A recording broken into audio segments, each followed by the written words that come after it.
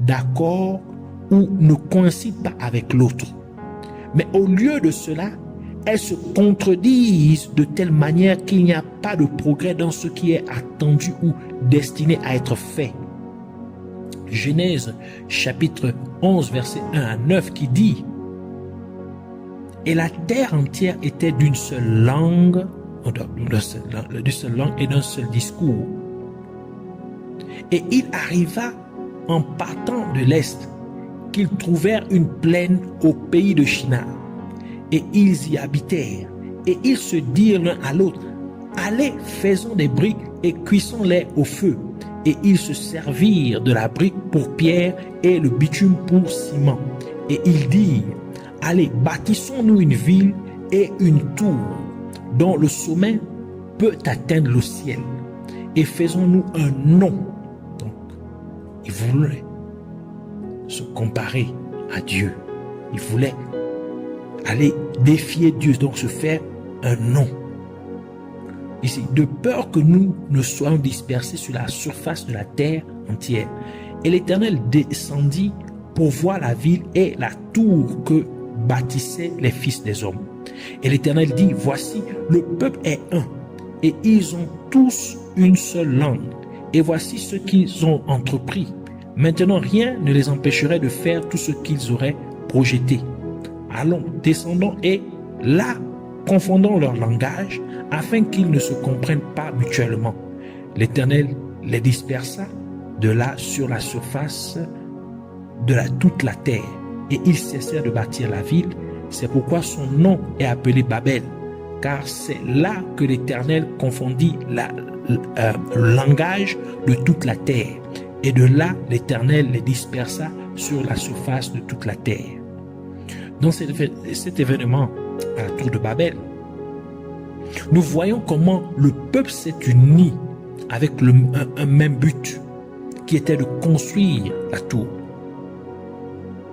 Mais parce que leur dessein était mauvais, car ils voulaient s'élever au niveau de Dieu, leur créateur. Alors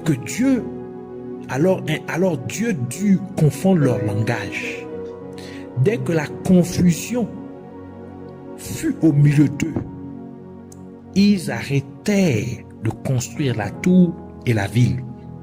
Ainsi, la confusion empêchera quelqu'un d'amener sa foi à produire quoi que ce soit. Donc la confusion est aussi une perversion, c'est-à-dire un abus, une aberration de la vérité. Dans la confusion et une perversion de la vérité. Lévitique chapitre 18 verset 23 qui dit: Tu ne coucheras pas non plus avec une bête pour te souiller avec elle. La femme ne s'approchera point d'une bête pour se prostituer avec elle. C'est de la confusion. Voici un exemple de désordre sur la vérité dans l'esprit de quelqu'un, donc dans la pensée de quelqu'un. Lorsqu'un homme ou une femme couche, c'est-à-dire a des rapports sexuels avec une bête, il s'agit d'un abus sexuel, car les rapports sexuels sont destinés, les rapports sexuels entre humains, pour les humains sont destinés à se passer entre un homme et une femme. De même que les rapports sexuels entre les animaux sont destinés à être entre un mâle et une femelle. Donc, faire de rapports sexuels avec un animal, entre un homme et un animal, c'est de la confusion, c'est de la perversion. C'est-à-dire qu'il y a une perversion de la vérité. Il y a une perversion des principes dans la pensée de la personne. Donc, aussi les conflits ou les querelles et l'envie, la jalousie, la convoitise sont aussi une preuve de confusion. Donc, ceux qui opèrent dans la querelle, dans les conflits, dans la jalousie, dans la convoitise, c'est-à-dire que la vérité en eux est corrompue. Jacques chapitre 3 verset 16 qui dit: car là où il y a envie et conflit, il y a confusion et toute mauvaise œuvre. Donc la troisième et dernière manière d'entraver la foi de quelqu'un, c'est l'aveuglement spirituel. L'aveuglement spirituel. Nous allons parler de première manière d'entraver la foi de quelqu'un, l'ignorance. Deuxième, la corruption. Nous avons vu les différentes manières dont la parole de Dieu peut être corrompue en quelqu'un. Et ici, nous allons terminer avec la troisième voie qui est l'aveuglement spirituel. L'aveuglement spirituel est l'incapacité pour une personne de voir ou de comprendre la parole de Dieu, donc de comprendre la vérité. C'est un état d'inconscience vis-à-vis de la vérité, donc vis-à-vis de la parole de Dieu. Il en résulte que quelqu'un soit incapable de croire en la parole de Dieu ou l'ignore involontairement. Donc quelqu'un qui est frappé d'aveuglement spirituel, il est incapable de croire en la parole de Dieu. Donc il ignore complètement, ce qui veut dire qu'il ne pourra même pas, il ne pourra pas croire. L'aveuglement spirituel est l'œuvre de Satan et de ses démons, en d'autres termes des forces des ténèbres. 2 Corinthiens chapitre 4 verset 4 qui dit: et le Dieu de ce monde, ici faisant allusion à Satan, a aveuglé l'esprit de ceux qui ne croient pas, donc aveugler leur intelligence, leur conscience, de peur que la lumière du glorieux évangile du Christ, qui est l'image de Dieu, ne brille sur eux. Éphésiens chapitre 4 verset 17 à 18 qui dit: je te l'ai dit donc, et je témoigne dans le Seigneur que désormais vous ne marcherez plus comme les autres païens marchent, dans la vanité de leur esprit, ayant obscurci l'intelligence, étant éloignés de la vie de Dieu par l'ignorance qui est en eux à cause de l'aveuglement de leur cœur, donc l'aveuglement de leur esprit, de leur intelligence. À partir de ce verset, de ces passages, nous pouvons voir que l'aveuglement spirituel peut conduire à l'ignorance. Donc à partir du dernier passage que nous venons de lire, l'aveuglement spirituel peut conduire à l'ignorance, ce qui empêcherait évidemment la personne de développer sa foi, comme nous l'avons déjà vu précédemment. Donc, parlons un peu de protéger sa foi. Comment on peut protéger sa foi? Alors, la prière et le discernement sont des outils essentiels pour que vous puissiez protéger efficacement votre foi. Vous avez besoin de discernement pour déceler toutes les stratégies opposées à votre foi par le royaume des ténèbres. Donc, toutes les stratégies qui sont mises en place par le royaume des ténèbres, pour pouvoir les déceler, vous avez besoin du discernement spirituel. Une fois que vous avez remarqué comment votre foi est attaquée, n'attendez pas de faire des prières de combat. N'attendez pas de faire des prières de combat pour détruire ses plans ou des artifices diaboliques. En fait, vous devez comprendre que vous devez toujours être en prière.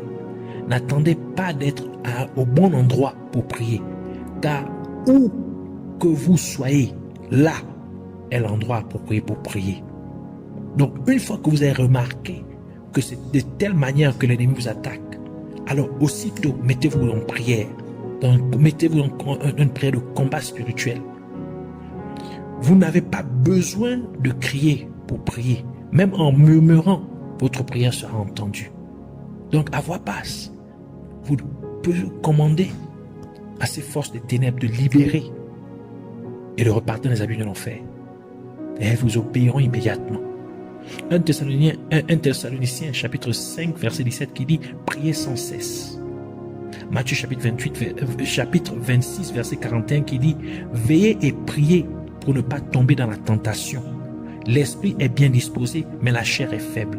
1 Pierre chapitre 5 verset 8 ajoute pour dire: soyez sobres, soyez vigilants, parce que votre adversaire le diable, comme un lion rugissant, rôdant tout autour, cherchant qui il pourra dévorer. Donc, pour conclure, il est important que chaque croyant sache qu'il a des ennemis qui travaillent constamment contre sa foi. Car nul ne peut se préparer contre ce qu'il ne sait pas ou contre ce dont il n'est pas conscient. Par conséquent, des mesures radicales doivent être prises pour protéger sa foi. Donc, priez pour chasser toutes les mauvaises pensées destinées à corrompre la vérité en vous. Priez pour éliminer ou détruire tout aveuglement spirituel que Satan et ses agents auraient pu placer sur vous.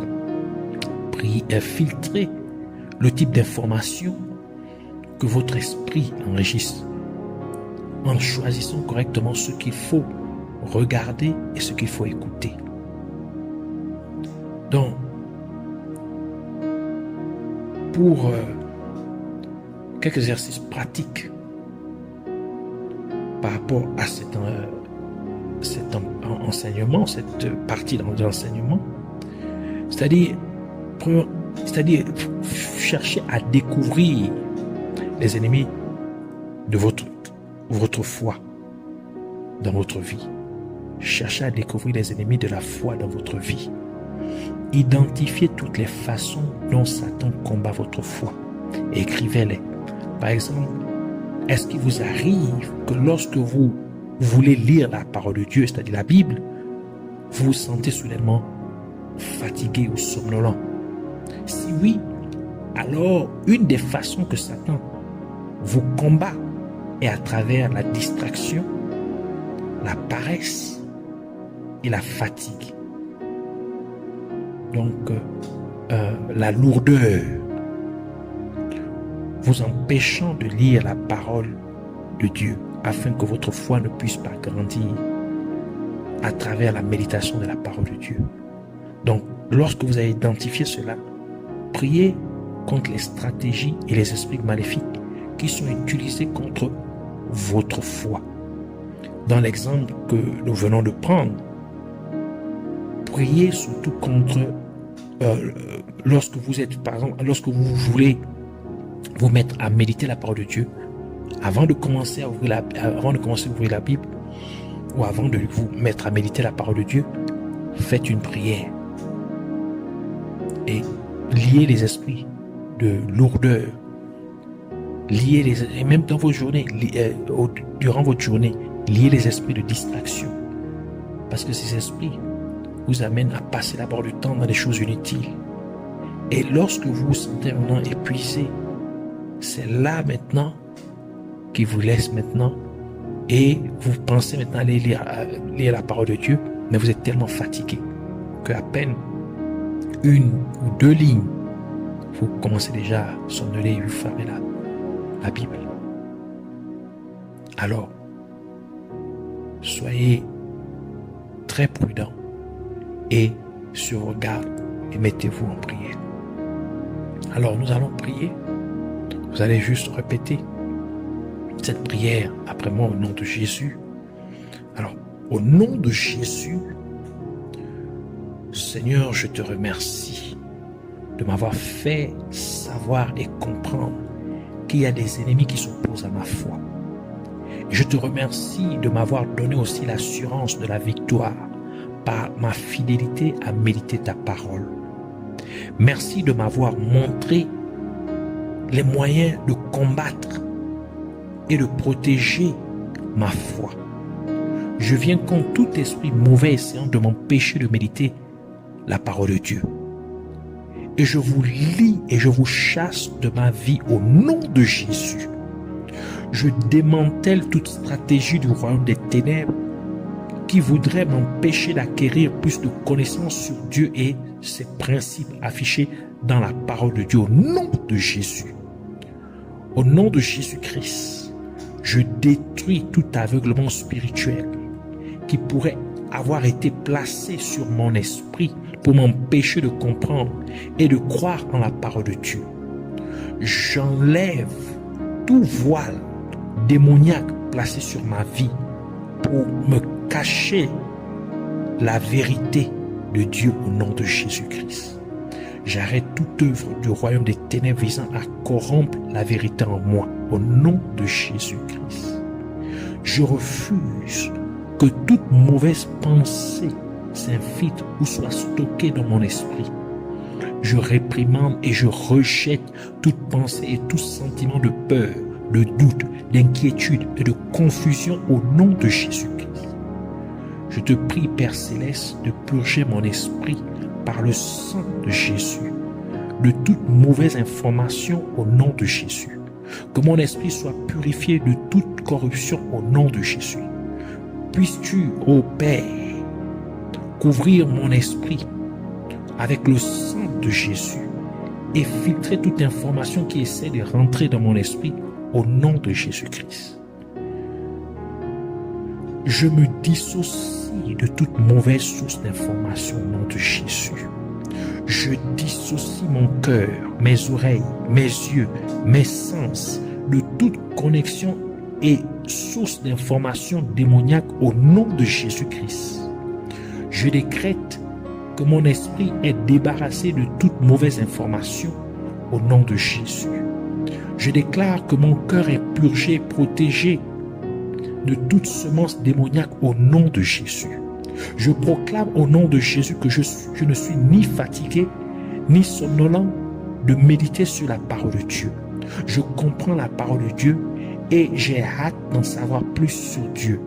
Et jour et nuit, je ne m'éloigne pas de la parole de Dieu au nom de Jésus. Seigneur, merci encore pour ces moments. Merci pour cette impartition. Merci Seigneur pour la compréhension que tu m'as communiquée. Que la gloire, l'honneur, la majesté, la louange et l'élévation te soient rendues à toi le seul et véritable Dieu. Merci Père qu'au travers de cet enseignement, Seigneur, tu révolutionnes ma foi au nom de Jésus-Christ. Je ne suis plus le même, ma foi n'est plus la même, mais elle s'accrue, mais se développe au nom de Jésus. Elle devient plus grande, elle devient plus forte au nom de Jésus. Et je neutralise tous les ennemis qui s'opposent à ma foi au nom de Jésus-Christ. Amen.